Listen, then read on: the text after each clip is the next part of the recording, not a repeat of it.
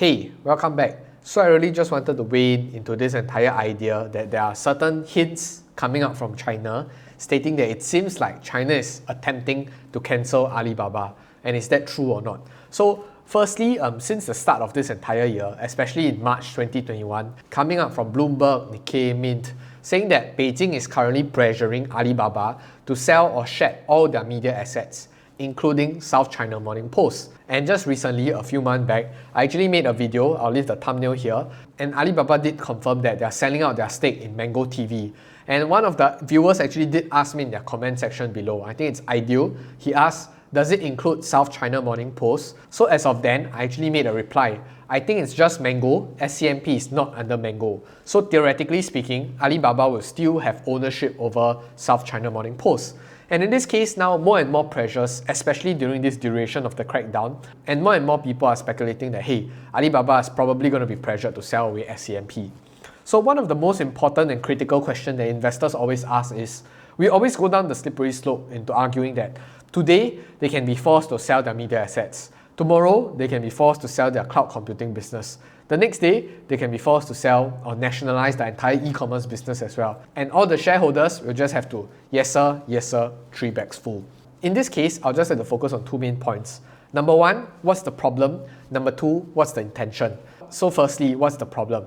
If you were to really look at the media business, essentially, if we don't talk about other countries, if we talk about China specifically, there's been a very strong and tight control in terms of freedom of speech and freedom of expression. And why is that so? As we can see, if we were to compare to the American counterparts, the media business and the media influence over the general populace and general population is of a very significant impact. People that have a political affiliation to maybe the Republicans will probably tune into Fox News, and people on the other side of the spectrum will tune into their own respective channels. So in this case, you can really see the impact and consequences of all these said media broadcasting stations. So in China's perspective, although I'm all for freedom of speech, freedom of expression, and having your own human rights, blah blah blah, we cannot discount the fact that it's extremely chaotic in China, especially in the early 2000s. If they were to really liberalize the entire economy, liberalize the entire population, and to have copied the entire playbook from their Western counterparts, I'm quite sure China wouldn't have been where it is today. And more importantly, it's probably 4 times harder to control China than to control US, given the difference in population. And secondly, what's the intention? Of course, the Chinese government can say that, oh, a media asset or the media influence is of national interest.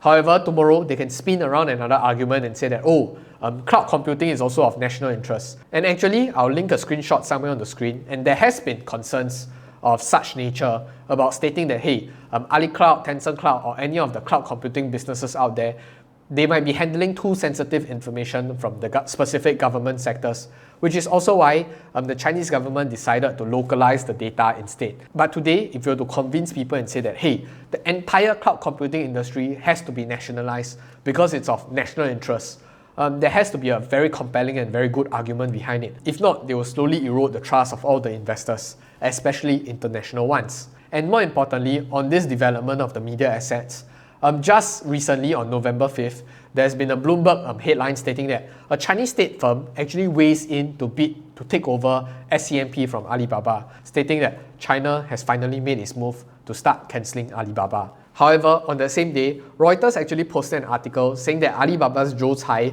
says that there's no plan to sell South China Morning Post. So SCMP CEO, which is Gary, said in a letter that Zhou Cai, Alibaba's co-founder and SCMP's chairman, had asked him to pass on the message that there was no plans for a change in ownership and there is no basis for any rumors or speculations. And in this case, at least for now, if you were to take Zhou Cai's commentary or memo at face value, there are no intentions, but it's just that the Chinese state firm is doing it on its own accord. And evidently, if Alibaba received any form of instructions from the Chinese government, its co-founder wouldn't be stepping up to say that, hey, we have no intentions to change ownership. But that said, to caveat this entire video, I'm not saying that SCMP will never change ownership. And of course, in the future, there's definitely a probability where Alibaba screws up and they exploit their media influence. So in that case and in that circumstance, I wouldn't be surprised if the Chinese government wishes to take back control or ownership of SCMP particularly.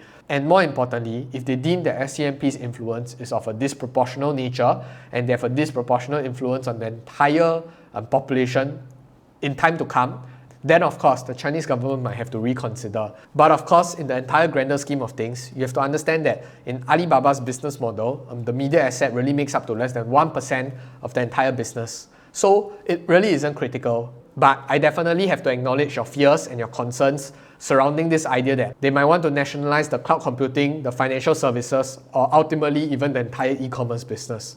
Like I said previously, think about the problem, think about the intention, and why is the specific course of action being meted out. If you're saying that the Chinese government will go rogue, I'm not saying that there isn't such a possibility, but what's the probability of it happening? People always like to treat China as a backward country, and the Chinese government is essentially not thinking. I think if you're on the assumption, think again. I think step down from your superiority complex. The US, or more broadly speaking, the rest of the world, do not have a monopoly over good brains and good talents. And more importantly, they do not have a monopoly over good policymakers. With that in mind, I'll see you in the next video, but more importantly, I'll see you on the moon. Goodbye!